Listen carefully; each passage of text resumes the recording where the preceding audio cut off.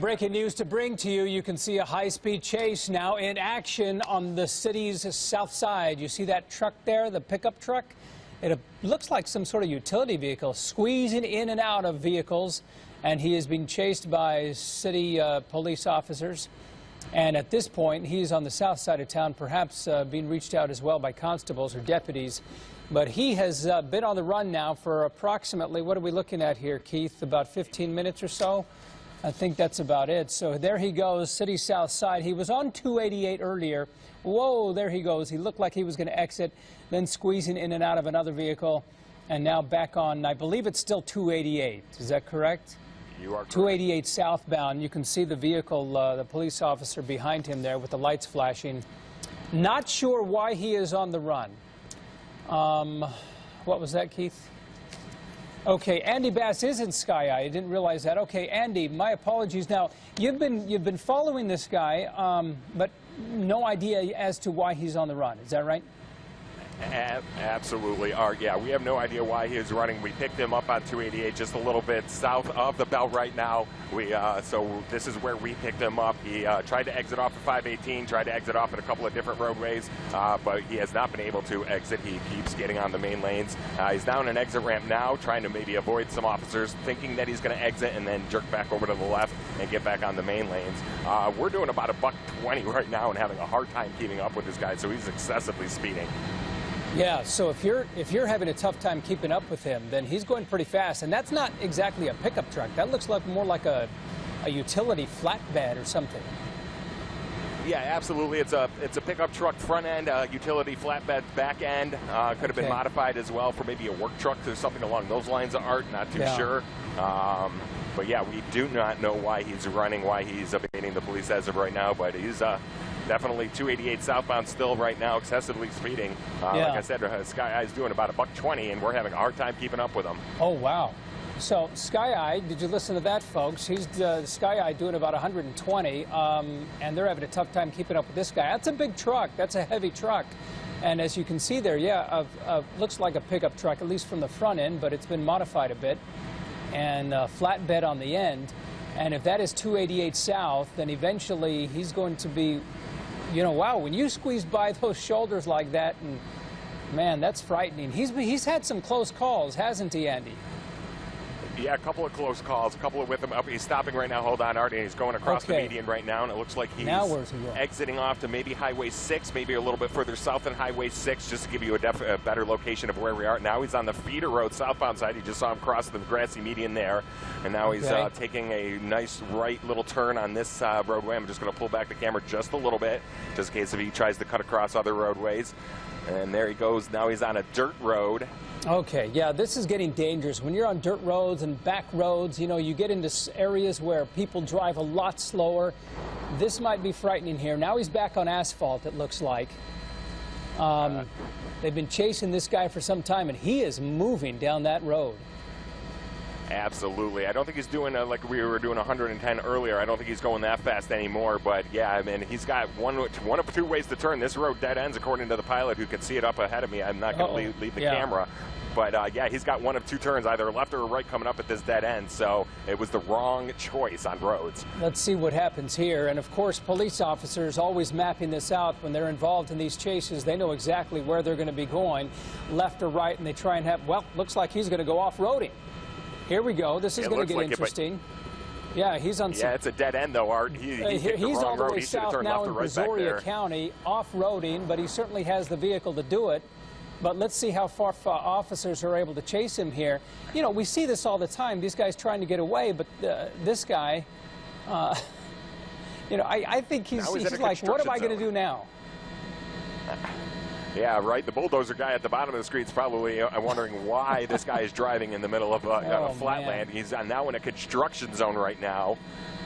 Yeah, this is an area that you get fill dirt out of this place, and he's in construction zone here. This is Brazoria County now. That's how far we are south.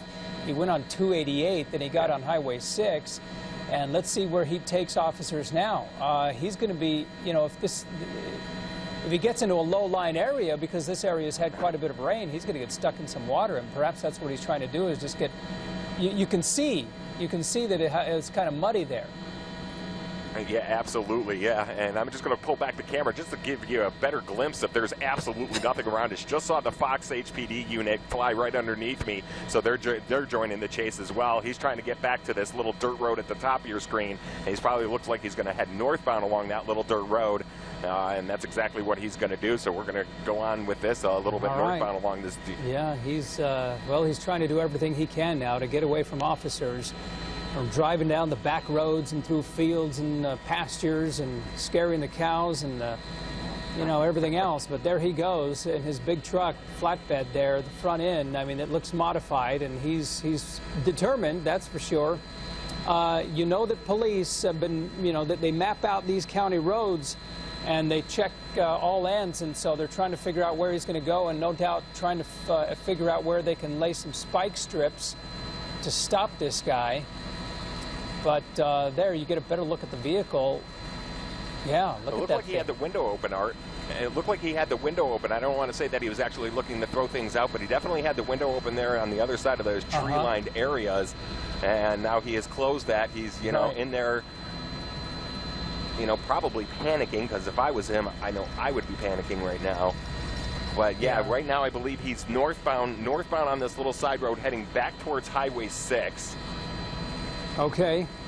And you still have a line of officers behind him, right? Because they were able to follow him right through those fields. He's losing something from that vehicle. I don't know if that's just because of the bumps that he's going over, but I see things flying out of that vehicle, at least the bottom of it. That might be his tire. Swing around to the other side if you can. I don't know if you can do that, but I think he's losing the tire there. Yeah, can we get on to the other side if possible? Yeah, I think he's losing his tire. I think you're 100% correct, because now you see little bits of cement being kicked up, so that tells me he might be on his rim. He's also slowing down quite a bit, and it looks like... Yeah, you're right. Yeah, he's making marks. He's making marks in the roadway, so he's got a flat. Absolutely, he does. So this is going to continue now on 3 good tires, only 1 bad one, and that's his, and unfortunately, it's probably his power tire if it's a rear-wheel drive vehicle like most trucks are. I'm trying to zero in the plate to see if that's a paper plate, which it is. He may have double tires on those back ends as well, because that's a pretty heavy truck. I don't know if that, but you can see the line there of the scrape. You see the wheel, that the line it's making right there because of the rim hitting the asphalt. And he is not stopping, man. He's just well on his way. But he's not able to drive as fast, and certainly he's not going to have the control that one would have with 4 good tires. Absolutely. Especially on dirt roads, you know, in this rural area that we're in right now. As I'm, you know, going to pull back the camera just to see where he's going. Look at the marks he's making all over the... Looks like he may stop and make a run for it. Let's see. Who knows? Maybe he's... he has the window down, I believe, now. Yeah, definitely has the window down now. Let's see if I can just squeeze in there and get a shot of him. Okay, he's turning your way. Better view here, a little profile. Yeah, he's wearing a plaid shirt, window down, taking a look outside, trying to figure out where to go. Oh, what a piece of work this guy is. He's certainly, leading police on this wild chase here, man. We've been, you can tell he's riding on his rim there. He's kicking up all sorts of dust and asphalt there from that wheel. He's lost his tire on the right-hand side, came awfully close to that vehicle as he squeezed real by close to that area. UPS truck as you... Yeah, he came real close to that UPS truck, and he's coming up to another dead end, so he's either going to have to go left or right here at this end of this street. I'm just trying to get on this side to see if I can see the rim or see if there's a double rim. Yeah, he's definitely on the rim back there, as we can tell. You can tell there's no tire left on that one, and it looks just to be like a single vehicle. Now he was braking, so he's got more traffic ahead of him, so... He's locking that wheel up every time. Right, yeah, when he brakes, you can see the asphalt and the dust kick up. There, you see that thing stop. You see the wheel. He's just riding on that rim there. All right, well, now we're back to, I'm not clear where we are here. We've sort of zigzagged so many times. He's still clearly way south, and he was on Highway 6 after driving down 288 south for some time. But then when you start driving through fields and pastures and construction zones, you know, we sort of get lost at the direction here. Go left. Sorry about that. We have an airport that we're real next to, and the pilot was talking to the airport just to tell him that there's 3 helicopters in the area right now. He is back on, we believe, Alameda. He's, okay. believe, on Alameda, going back towards eastbound. Can't be Alameda if he's eastbound. So I'm not. Yeah, he's almost headed back to where it began, because it began over there in Alameda, but still in Brazoria County, we understand. Not stopping. You still have. That's, I believe, the same. I'm not sure if they've, because that's a black DPS unit. That's an SUV chasing him. Is that a deputy then, and not a police officer, not a Houston PD? No, that should be HPD are chasing him. I believe he was the very first one on chase scene with us. FM 521, we're told, Andy. Yeah. Okay, yeah. So we are back on Alameda, northbound on Alameda. Southbound, I'm sorry, southbound, heading away. So we're southbound back on Alameda, just about where the chase, where it first began. So he's like doing a complete circle right now. But yeah, that's an HPD officer behind him. Okay. Is what I can tell you. So he was the one that initially joined the chase, Art, and he's the one that's been with him ever since. Yeah, he was the one who was able to, follow him all the way through those fields. Is he going to go off-road again? I thought for a moment he might go off-road again. He's looking to do something. He would certainly have a tougher time if he went off-road without the wheel, with only 3 wheels or 3 tires. Still has 4 wheels, but one of those is a rim without the tire on it. That SUV just, the protocol is to simply follow, and eventually, if they get into a dangerous situation where they feel like he really is endangering the lives of others, they're going to attempt the maneuver where you put your vehicle up to the back end of that and sort of spin it out of control. But he's just driving erratically. Look, the vehicles on the other side, on the opposing side, Andy, they're just pulling over immediately. Well, yeah, you see someone coming at you barreling down in that giant vehicle, Man. You're going to pull over. There's a lot of northbound traffic on 521 Alameda Road. He's headed towards Angleton right now. It's wide open. Pilot keeps telling me there's basically nothing in front of him to deter him from keeping going southbound on Alameda Road. Okay, but you still can see on him 5. swerving. He does not have control. Yeah, he has doesn't. no control over that vehicle. Still on 521, approaching Duluth and Manville, I understand. And yeah, with a back end like that, as heavy as that is, and him riding on that rim, only 3 tires, then he's no doubt having a tough time controlling that thing. At this point, he's got to be thinking, all right, you know what, I don't know that this getaway is going to work. Because clearly at this point, when you have 3 choppers up above, and you have a dozen units behind you, I mean, what's going through his mind to think that he's going to get away? I mean, he's not. Yeah, it's the $24,000 question. What's he thinking that he is going to try to get away? But there he is. Oh, he's got a shotgun out. He's got a shotgun out right now. That was a shotgun. That looked like a shotgun. Yeah, you're right, Andy. I mean, what's he trying to do? Drive and shoot at the same time? Now he's going left on this.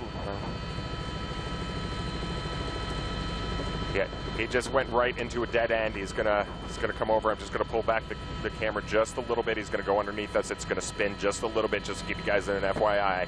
But he's now on this dirt road heading westbound. All right, and I'm gonna just try to keep him in the screen. All right, and there he is. HPD officer obviously is pulled back just a little bit when noticing that shotgun came out of the driver's window. That was an alarming sight. I mean, clearly he was having, and it didn't appear as though, at least from your tight shots earlier, that there was anyone else in the vehicle, right? Only the driver. There. But we can't confirm that, but it doesn't appear that there was anyone else in the vehicle. So here's the guy still on the run on this dirt road, which, Andy, you're saying it's dead end. Well, there it is. Yeah, you can see the dead end there. There it is. Yeah, it is. It's a dead end.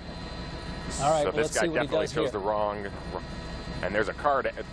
All right. Yeah, there's a car exiting out of that gate that probably sees this guy barreling down him and doesn't know what to do. He's going to crash through this gate. There he goes. Now he's into this little barn field. And there's a road out the back. This guy must know something. Like he's been here before, because. You think so? I don't know, man. How do you know that there's a road back here? You know, unless he just saw it and that was a split decision to get to it. But now he's on this dirt road, still heading, I believe, westbound along this dirt road. Okay. But HPD helicopter still overseeing. I haven't seen the units behind him. I'm pulling back the camera to see if I think they stopped. Yeah, where are the units? Coming. I see no one there. Yeah, I don't want to get too far away from the vehicle, but the pilot does see him, or the pilot does see the chase vehicle still behind him. I'm just going to keep with him. Yeah, because I think the units may have backed off when they saw the shotgun. So what looked like a rifle anyway, it appeared as though it was a rifle or some sort of shotgun, but we can't confirm that either. But when he certainly made that corner, and we'll be able to recap all of this for you with, and we'll run that tape once again. But there he goes, still on the dirt road, without a wheel and only running on 3 tires, and carrying some sort of, well, what appeared to be a shotgun that he, you know.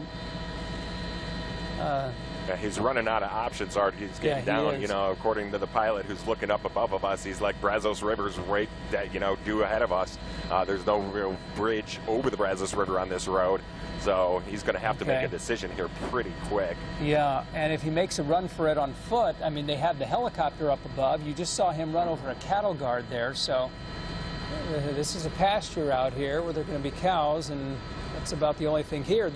And the only good news to report out of this at this point, Andy, is that he's not in a residential area. Having a crazed man like this, at least on the run, showing what appears to be a shotgun, driving this fast and so erratically through the area, at least he's in an area where he can't do harm to others. That is the only good news. If you think back of the chase that we had last week, you know, how it ended, you know, basically another driver just coming at the intersection, and thank God, you know, it does not appear that that's going to happen here because he's in such a rural area. Not a lot of traffic is going to impede, and this dirt road basically ends at the Brazos River, according to the pilot who's looking above us right now. He's like, there's no bridge there, so it's either wooded area, turn around, try to come back on the same dirt road. He's out of it. He's basically limited on options. Well, we'll see what he does when his options run out here. As so far, he's been pretty creative, at least in his driving skills, and bouncing around different areas. There's another small dirt road there that he passed, but that likely is a dead end. I mean, these dirt roads don't last forever. Again, this is Brazoria County. It started about 30 minutes ago. We don't know why this guy is on the run. We do know that at least what appeared to be a shotgun that he waved out the window. So that's the frightening part. He's been on this dirt road now, and officers backed off after they saw what appeared to be that shotgun. He is riding on 3 wheels. Now he's come to, well, this may be the dead end that you were speaking of, Andy. Yep, there's the fence. Right here. He's going to break through the fence. Through the fence, and he's going to go off-roading once again. Let's see where I don't understand the mind of this guy. But, you know, there's the river. Okay, well, what's he going to do? He's at the Brazos River. Is he going to? Does he even notice the river's there? There he goes. Now he's stopped. He crashed into some trees. There he is out. Let's see if he has anything. And he's out and he's running. Okay. There he goes. Now he's through the window. In the river. You can see him with his shotgun on him. You see him carrying his gun? I don't see him carrying the gun. No, I don't see him. I thought I saw it earlier. But I do see him at the Brazos River. No, okay, he doesn't have anything. Let's hope this guy can swim. All right, look at this guy. Now he's thinking, like, what am I doing jumping in this river? Okay, come on. Yeah, I wouldn't say he's an Olympic swimmer, but definitely he's got some swimming skills. He looks like a pretty big guy, too, so let's see what he does. And it looks like he does. Quite sure. This is the most interesting chase I think we've had in a long time. Yeah, we've covered some doozies, Art, no question about it. This is the first time I've ever seen anyone jump in the river. It looks like he's got something in his hand, too, so I'm going to back off just a little bit. He might have something in his hand that I don't want to know because he's... I don't know. I don't see anything there, Andy. I thought I saw something earlier. Okay. I mean, I don't know what... Huh.